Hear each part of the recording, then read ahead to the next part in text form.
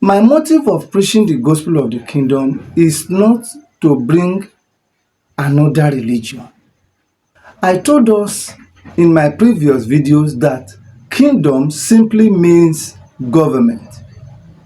What man need now is God kind of government. That is what we needed to be established on earth. And that was what was in the mind of God when he said we should subdue and dominate the earth. To establish his God kind of government. The only way and the only thing out of the problems of the earth, from America to Nigeria, from Nigeria in all the continents of the world now, is God kind of government. No nation is operating God kind of government right now. The God kind of government takes care of all the citizens, all her citizens. It completely eradicates poverty. The kingdom of God does not, will not, and does not accommodate poverty. It is prosperity for everyone. So until there is no single person that is poor in any nation, then no government, the God government has not yet been established. Two reasons is that if there is any government that is still oppressing his people, that is not giving equal right to all the citizens, is not having the God kind of government. The only thing that can take away poverty, pains, and everything we are suffering right now is the God kind of government. The God kind of government that brings peace and everlasting joy to mankind. Now, why I said, look, another thing that the God kind of government does not tolerate is corruption. The God kind of government from Genesis to Revelation, read it, it does not tolerate corruption. I can quote to you from the Bible, from Genesis to Revelation, it does not accommodate corruption of any type. So any government that is still corrupt or tolerate corruption is not operating God kind of government yet. I give you examples. Let me begin with equal rights that God gave to every one of us. We are all born into this world the same way. All of us are born into this world naked. Nobody is born with tie and suit. Nobody was ever born, and can ever be born with babariga. We all come into this world naked. So that is number one, equality. Now, God gave only one son, S-U-N, giving infrastructure now to his kingdom, to humanity. He gave sun for the day, sun for the day and moon for the night. Only one sun is serving the whole universe.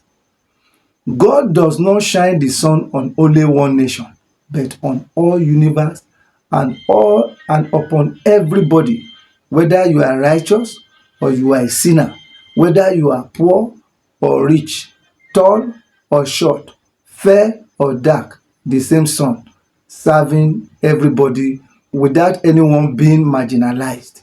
The same sun serving us, the same moon serving the whole world without any nation or anyone being marginalized. Now, the same water to everybody, the same air, everybody share it. God did not say because somebody sinned yesterday, oh, you will not enjoy sin. Oh, you are a Muslim, no, I can't give you sun, I can't give you moon. You are a Christian, you are not doing my will, I won't give you sun, I won't give you moon. You are an idol worshiper, I will not give you the rain, I will not give you the sun. God is not like that. Everything he created is for everybody. Every one of us have equal right and equal life. So, equality is in God's kingdom. Now, look at anti-corruption program of God. Anytime man sin, God deal with you immediately. Anytime you commit crime, he deals with you immediately. Even when kings offended God, God dealt with king. He didn't say because you are a king, this one will be exempted. You will enjoy immunity. There is no immunity for anybody in the kingdom of God. The same way God treat the kings is the same way he treat the prophet. If the prophet misbehave, God deals with him. If anyone misbehave in the kingdom, he deals with that person without looking at your rank, your position, or designation, without looking at you whether you are a leader or not. That is God. Equality. So until we understand, until we study the God kind of government and copy it and begin to implement it, we are not yet there. So the God kind of government is the best government it is the best government and the best practices that can be done. All right. So looking at God's government, God, after creating man, was after the welfare of man. And that's the reason why he also created government for man, so that the government can take responsibility of the welfare of men. That is it, my brother and my sister. In conclusion, let me conclude by saying this. Why religion is thriving in Africa and underdeveloped countries is because there are no good government. The government institutions in Africa are weak. In the developed nation, why do we call them developed? Why are they developed? Their government is strengthened. Their government institutions are functioning. So that is why they developed, and that is why they prosper. That is why they are moving forward. The nation of Africa is backward because our government is weak. The day we have strong government in Africa, you will see that religion will become irrelevant. That is why in developed nations, religions are irrelevant today, because government is working, is functional.